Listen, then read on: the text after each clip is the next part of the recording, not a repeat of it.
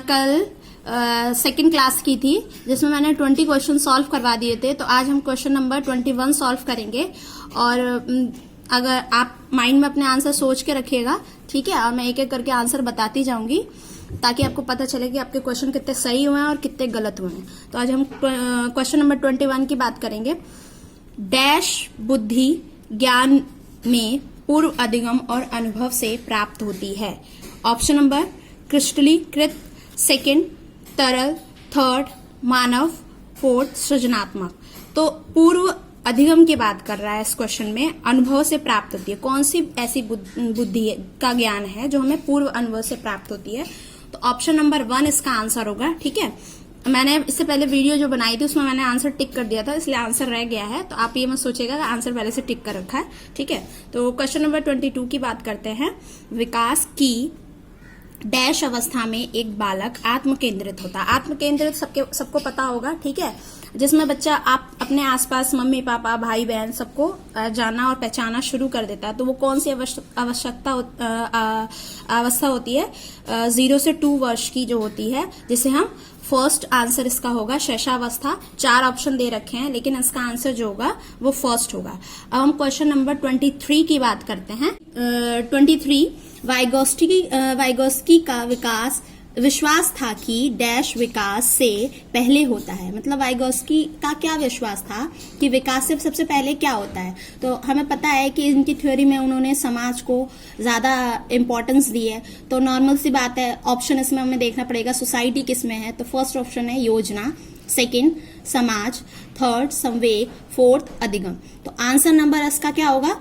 Vygotsky किसको ज्यादा मानते थे? सोसाइटी को ज्यादा इंपॉर्टेंस देते थे। तो आंसर नंबर बहुत इजी क्वेश्चन है। तो क्वेश्चन 23 का आंसर जो होगा हमारा वो आंसर नंबर जो होगा वो 2 होगा, ठीक है। तो 24 क्वेश्चन की बात करते हैं। केंद्र सरकार द्वारा संचालित विकलांग बच्चों के लिए एकीकृत शिक्षा का उद्देश्य निम्नलिखित में से किस विद्यालय में बच्चों को शिक्षा के अवसर प्रदान करना? मतलब केंद्र सरकार जो है वो विकलांग बच्चों के लिए क्या मतलब उद्देश्य रखती है, एकीकृत शिक्षा का उद्देश्य क्या रखती है कि मतलब उनको किस तरह के अवसर प्रदान किए जाने चाहिए बच्चों को पढ़ाने के लिए। फर्स्ट ऑप्शन आता है नियमित विद्यालय, सेकंड विशेष विद्यालय, थर्ड मुक्त विद्यालय, फोर्थ नेत्रहीन राहत संघ विद्यालय। तो इसमें विकलांग बच्चों के हमें समावेशी शिक्षा के बारे में पढ़ा ही होगा। तो उसमें ऑप्शन क्या बोलता है? हमें बताता है कि हमें सामान्य बालकों के साथ ही विकलांग बालकों को पढ़ाना चाहिए। तो इसका ऑप्शन नंबर जो है वो 1 सही होगा। नियमित विद्यालय में केंद्र सरकार एकीकृत करती है, इसका उद्देश्य है कि बच्चों को इसमें पढ़ाया जाए। क्वेश्चन नंबर 25 की बात करते हैं। एक जटिल उपकरण के पुर्जों को जोड़ना डैश बुद्धि का एक उदाहरण है। मतलब एक छोटा बच्चा है, किसी चीज को खिलौने को तोड़ देता है और फिर उसको दोबारा से जोड़ता है। तो ये कौन सी बुद्धि है? इसमें गार्डनर की 8 बुद्धि में से कोई एक बुद्धि आती है। तो ऑप्शन दे रहा है संगीत, सेकंड ऑप्शन दे रहा है तर्कशील, थर्ड स्थानिक, फोर्थ भाषाई।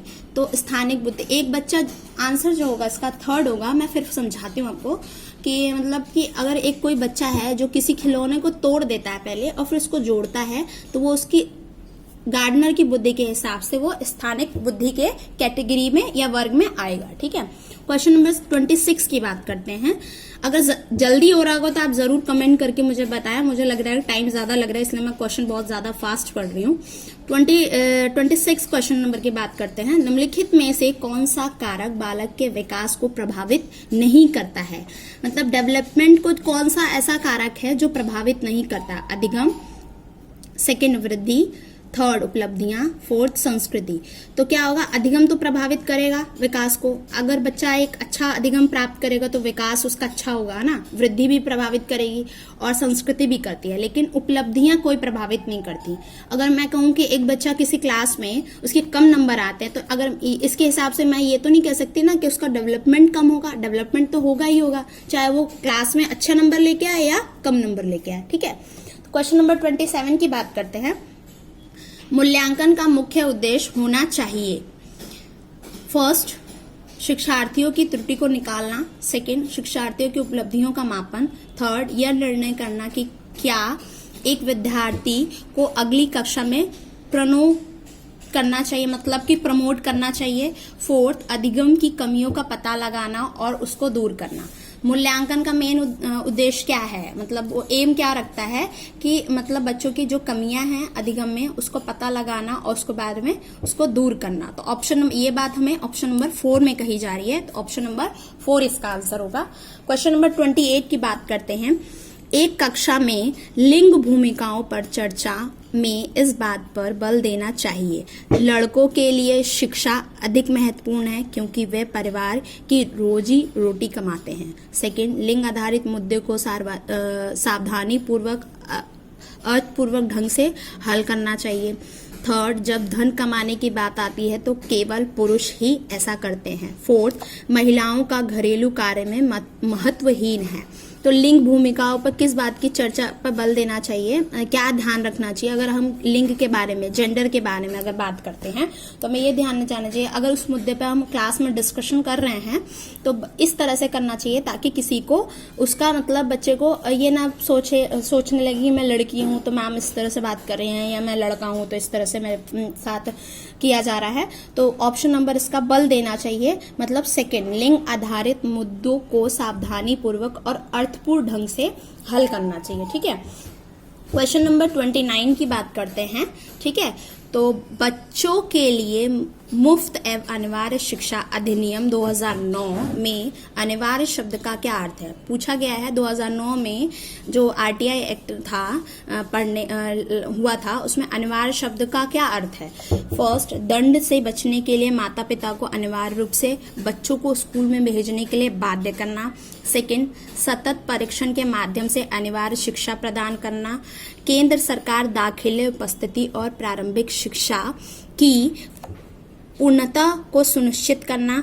फोर्थ, उचित सरकारें उपस्थित और प्रासंगिक शिक्षा के पूर्णता को सुनिश्चित करना। ठीक है, तो 2009 अनिवार्य का मतलब, इस अर्थ का मतलब ये था कि सरकार ये करे कि उचित सरकारें मतलब इस तरह से की जाए कि प्रारंभिक शिक्षा पूर्ण रूप से सभी बच्चों को प्राप्त कर सके, जिसमें सरकार ने 6 से 14 वर्ष के बच्चों को जो है वो निःशुल्क शिक्षा प्रदान करने की बात कही है। तो ऑप्शन नंबर 4 इसका होगा। और अगर विकलांग बच्चों की बात की जाए तो उसमें 6 से 18 वर्ष तक के बच्चों को निःशुल्क शिक्षा की बात कही गई है। ठीक है, क्वेश्चन नंबर 30 की बात करते हैं। एक समावेशी विद्यालय निम्नलिखित में से किस प्रश्न पर विचार नहीं करता। ऑप्शन नंबर क्या हम विश्वास करते हैं कि सभी विद्यार्थी सीख सकते हैं। सेकंड, क्या हम अधिगम योग्य सहायक वातावरण के योजना बनाने और प्रदान करने के लिए समूह में काम करते हैं। क्या हम बेहतर देखभाल प्रदान करने के लिए विशेष बच्चों को सामान्य बच्चों से अलग करते हैं।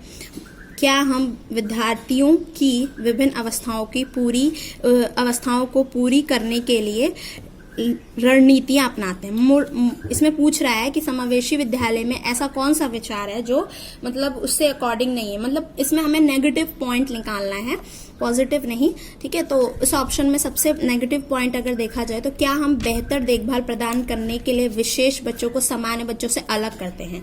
तो हमारे जो समावेशी शिक्षा विद्यालय में पढ़ाई जाती है तो उसमें ये जोर दिया जाता है कि सभी बच्चों को, चाहे वो सामान्य हो या विशिष्ट बच्चा हो, उसको एक साथ पढ़ाया जाना चाहिए, ना कि अलग अलग करके पढ़ाया जाना चाहिए। ठीक है, तो ये हमारा 30 क्वेश्चन हो गए।